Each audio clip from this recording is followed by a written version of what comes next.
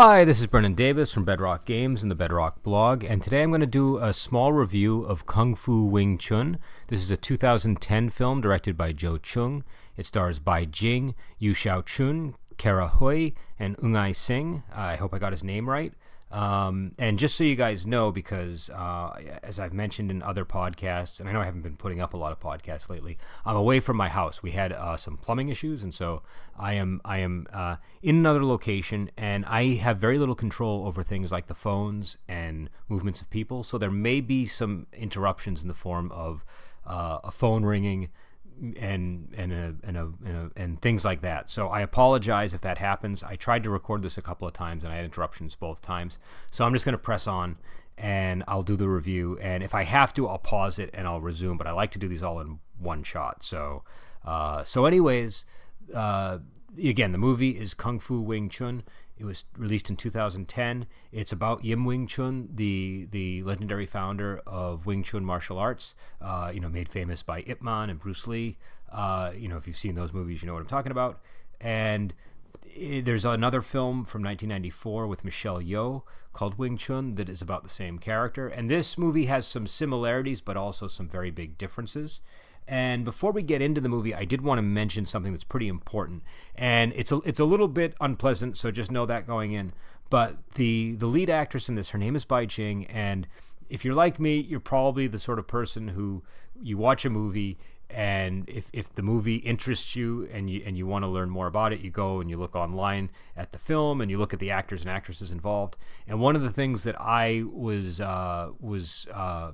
that I unfortunately discovered when I looked into that way back when I first became aware of the movie was that Bai Jing was murdered in 2012, and she was murdered by her husband. It's a really horrific sort of situation. I won't get into it here, but it does cast a pall over the film, and she was very young. She was like 29 when it happened, and I think she had not been in that many films by the point that this occurred. And so you get the sense watching the movie that you're watching somebody who might have gone on to do other things. And so it definitely has an impact if you watch it knowing that. And so with that out of the way, I guess my general reaction to the movie is it's a good movie. I really enjoyed it. I had fun. It had some flaws too, but I think overall I thought it was a good film.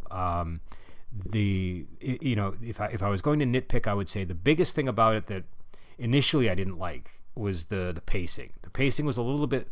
There was sort of a weird thing with the pacing and the tone initially, where I wasn't quite sure what kind of movie it was trying to be. But I got over that really quickly, and I felt like the film eventually won me over, and it gathered enough steam with all the stuff it was doing that it really built up to something interesting. And so I think if this movie had been an hour and 30 minutes, it wouldn't have been as successful. It would have felt like it wouldn't have had time to build up that steam. But at an hour and 50 minutes, it uses the pacing earlier in the film and all the other things to kind of get to an interesting endpoint. So I think overall it was quite a good film, and I found that the finale has a lot of emotional weight. I was very surprised by the emotional weight, and I'm going to get into that at the end of the review because it's something I want to talk about. I was struck in a way that I haven't been struck by a martial arts performance in a long time, and I wasn't expecting to be, because I didn't really know a whole lot about Bai Jing going in. I didn't, obviously I expected that we were going to see some great stuff from Kara Hui and some of the other actors who I recognized when I looked at the credits, but I didn't really know what to expect from Bai Jing, and I had no, and the last person that I recalled playing Wing Chun was Michelle Yeoh, so that's definitely a high bar. Now, if you're familiar with the 94 film, one thing that you know is some people will criticize that film for its depiction of Wing Chun itself, not for the fight choreography. The fight choreography is great. The action is tremendous. It's got some of the best fight scenes that have ever been filmed on a movie. But people that I've spoken to who know about Wing Chun will say it's not very authentic Wing Chun. And I am not a Wing Chun practitioner. I've never been a Wing Chun practitioner. I don't know much about Wing Chun beyond what I've seen in like the Ip Man movies and on other other martial arts films and the occasional demonstration that I've seen on YouTube and stuff. So I don't know a whole lot about the art. I do have a background in martial arts, though, so that's going to inform my assessment of the martial arts of this movie. Just know that it's not from the perspective of somebody who actually knows a great deal about Wing Chun. I'm sure there are people out there who will have more informed opinions on that front. But to my untrained eye, I thought that the Wing Chun looked incredibly authentic in this. I'm not 100% sure because there wasn't a lot of good information on this, but if the source that I found was correct, Bai Jing had studied under one of Ip Man's sons. I don't know for how long. I imagine it was probably for the training for the movie, but I don't really know. But I think it shows. I think you particularly see it in her stances, and you see it in a lot of the scenes. Initially, I was kind of skeptical. I thought, oh, it looks like maybe they're putting in a stunt double to do some of the, because they do that a lot now when they get like a young actor or actress and they swap in people that know martial arts. But if that was being done, I don't think it was being done that much here. I think that and again, I didn't have the benefit of a pause button this time because of the place that I'm doing this recording and where I watched it. But to me, it didn't look like there was a lot of it. There was one scene where she was in shadow where I thought they might have been doing it, but they also could have just been doing the shadow for atmospheric effect, and it wasn't that big of a deal, that scene, anyways. But I was impressed with her. The scenes where you can definitely see that it's her, she's very impressive.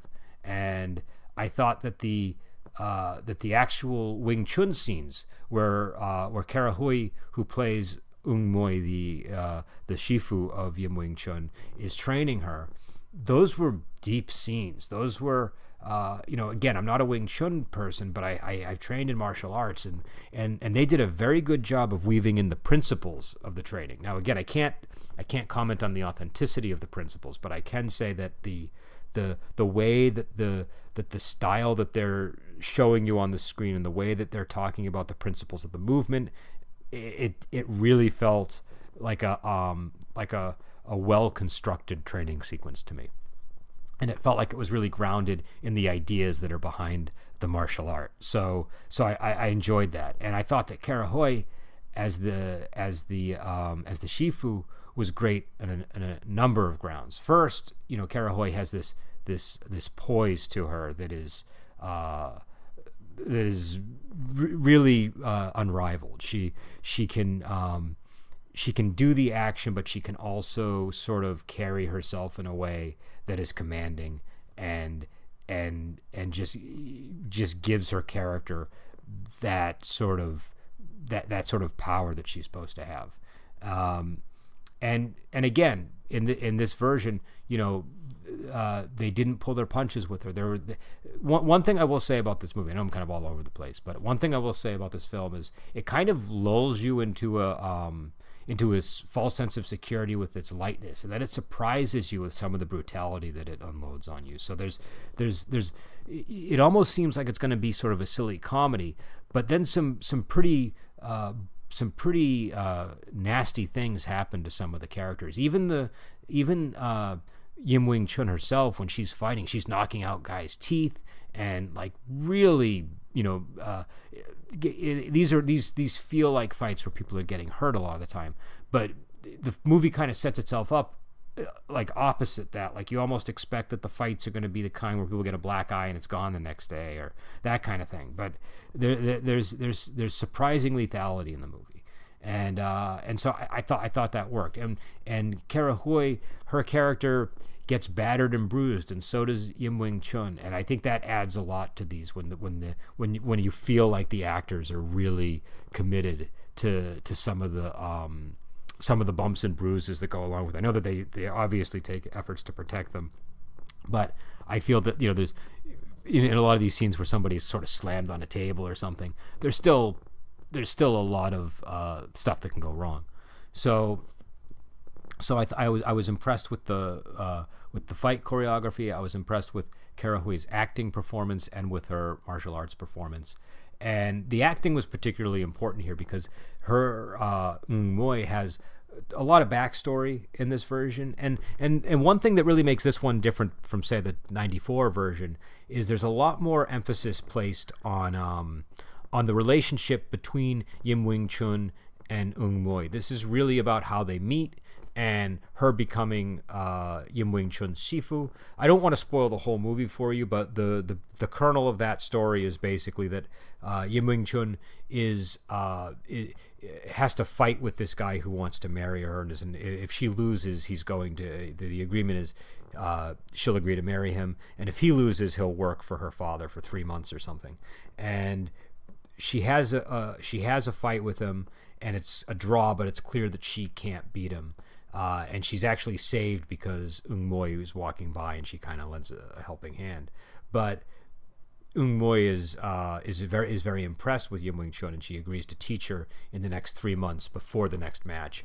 And so that's sort of the seed of their teacher-student relationship. But there's a lot more going on in this story because they really do draw in the backstory of Ung Moy, and that becomes an important plot point. There's a villain played by Ung Ai Sing named Kam Ying, who was a former member of, I think, Snake Sect or Serpent Sect. And again, I don't want to get... I'm not going to spoil too much, but what I will say is they connect the Kam Ying character and Ung Moy and have them be a couple in their history before Ung Moy became an abbess. And there's a backstory for why they are no longer a couple and why she became an abbess. But the villain I thought was really... I don't know how I would describe him, but he was a little bit different than a lot of the other villains. He had a very kind of cool demeanor that really worked here, and he was pretty scary as villains go. But he had kind of like an understated quality to him, and I liked the way that they blended his backstory with Ung Moy, and I thought that it was really good having Kara Hui there to give the performance to lend it the emotional weight it needed, because if it wasn't done well, it would have really fallen flat. But I feel like in her hands the story really carried. But again, this is a movie about Yim Wing Chun, and so it's largely about the again the her learning to master the art, but also all of the fallout of Ung Moy's background, and also Yim Wing Chun's marriage to Lung Bok Chow. So there's a lot going on in the film, and again it kind of spans a lot of tones. You have sort of this romantic storyline early on. You have things getting the stakes getting much higher towards the end of the film, and I think that you have this really great sort of training sequence somewhere in the middle, and I enjoyed myself. I thought that it was a good movie. It took me a little while to decide that, though. I do want to be clear about that. It took me a while. I watched the film, and the first 20 minutes I was kind of sort of making that decision, which I sometimes do when I'm watching a movie. And then it really started to work for me. So it's not one of these films that, like, right out of the gate you're necessarily going to be dazzled, but I think once these characters grow on you, once you realize that there's more to the Yim Wing Chun they're presenting than initially appears to be the case, it works. I feel like they present it in a much lighter manner than it actually ends up becoming. There's a scene early on where they, some of the sound effects sort of telegraph a much more slapstick approach to filmmaking, but by the end of the movie I feel like that was largely dispensed with. It still has humor throughout the film, but there's enough serious stuff and drama that it's not like, it's not overly goofy, and I think by the end it's more leaning on the drama than the comedy, for sure. And I do want to talk about the ending. Again, I don't want to spoil the details, but at the very end of the movie, there's obviously a big fight sequence, and Bai Jing is confronting the villain, and I don't want to talk about what leads to the emotional state she's in, but her anger is roused for this fight, and it's a very expressive demonstration of martial arts. It's kind of reminded me of when you watch the the old Bruce Lee movies, and he's this very expressive performer. I don't think there was anybody as expressive as Bruce Lee when it comes to that. He just kind of unleashed his personality with every stroke.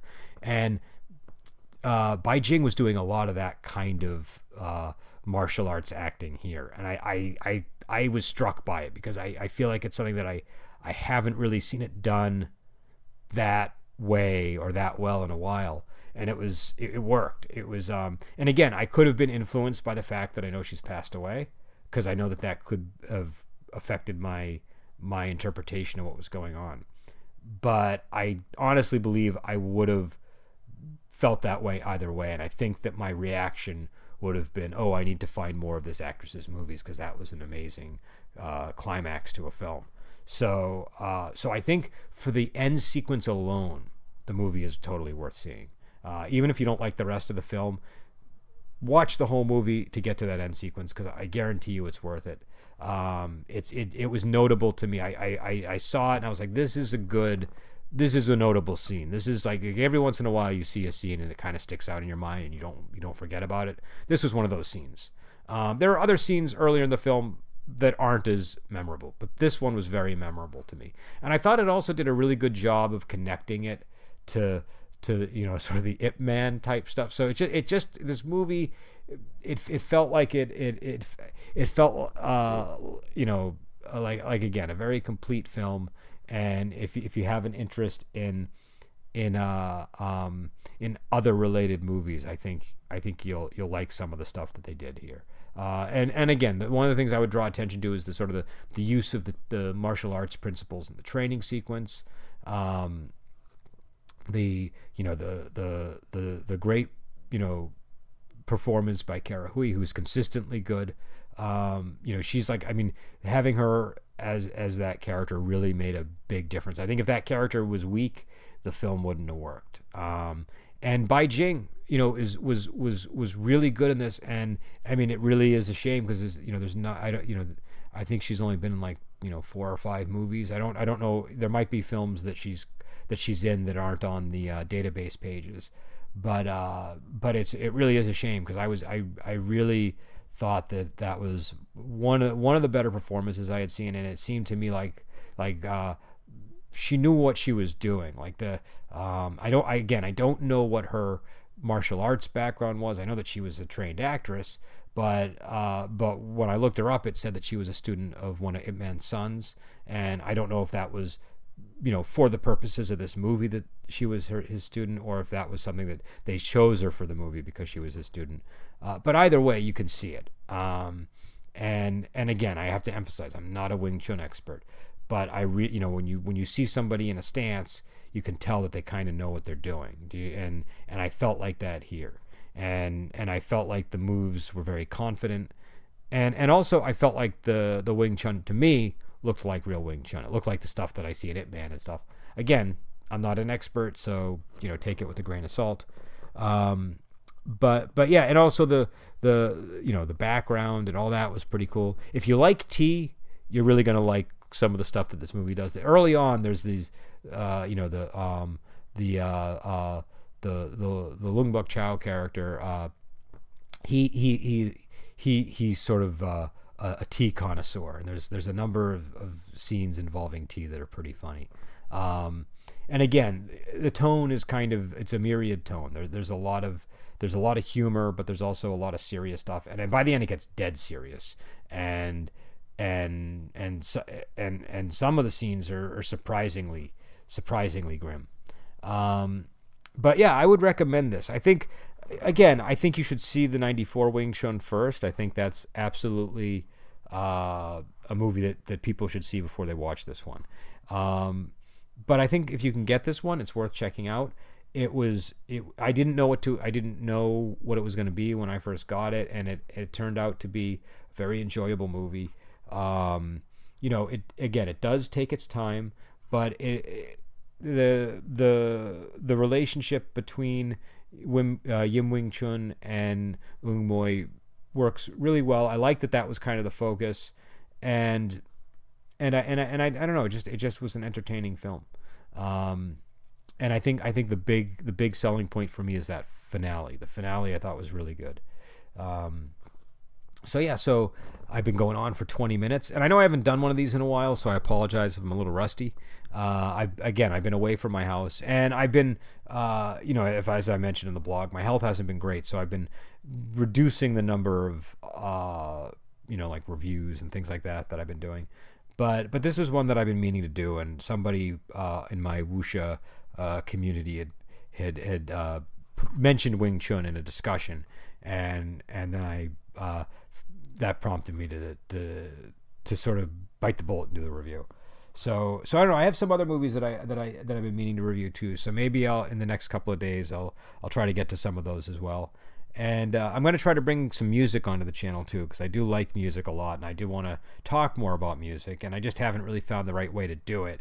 But it's something that I would like to have more on our channel. So I'm gonna probably begin with I think we're gonna so I don't know for sure exactly how it's gonna be and what the co-host situation will be, but it's gonna be me and more than either one other person or two other people, and our first discussion will probably be about the Queen 2 album. I'm debating if I want to do Queen 1, but I think that's the album I want to start with, and then from there I don't know where we're gonna go. It'll probably be mainly dealing with like hard rock, heavy metal, classic rock, some folk music, maybe some classical even. I don't know for sure. But we'll talk about some of that. And anyways, this Friday we'll be back on with Wuxia Weekend. Hopefully, people were able to catch our last episode. We also did a discussion of the movie Brotherhood of Blades the week before. Last week we did Last Hurrah for Chivalry, and this week I believe we're doing our Alexander Fu Sheng movie this week, so I'll have to look into that. But anyways, again, the movie is Kung Fu Wing Chun. It's a 2010 release. It's an enjoyable movie. It might be a little hard to get your hands on, and I was looking on Amazon today, and some of the images that were popping up looked a little bit suspicious to me, like they're bootlegs. So I would just be careful when you get it. Make sure you get a good copy. The one I got was pretty good. It was, like a very crisp quality film. It had the subs and the dubs and all the features, and but I think this is the kind of movie that you don't want to watch on a bootleg version for sure. It would diminish the quality of it tremendously. So I will let you go. And if you have any questions, feel free to post them. If you have any thoughts, any differences of opinion, feel free to post them. I just give my honest reaction to these movies, and you've probably observed, I'm generally a pretty forgiving viewer of things. But I find my opinions change a lot over time. So every once in a while I'll revisit something and I'll have a slightly different opinion on it. So I always am interested in hearing other people's thoughts. And until then, I will talk to you later.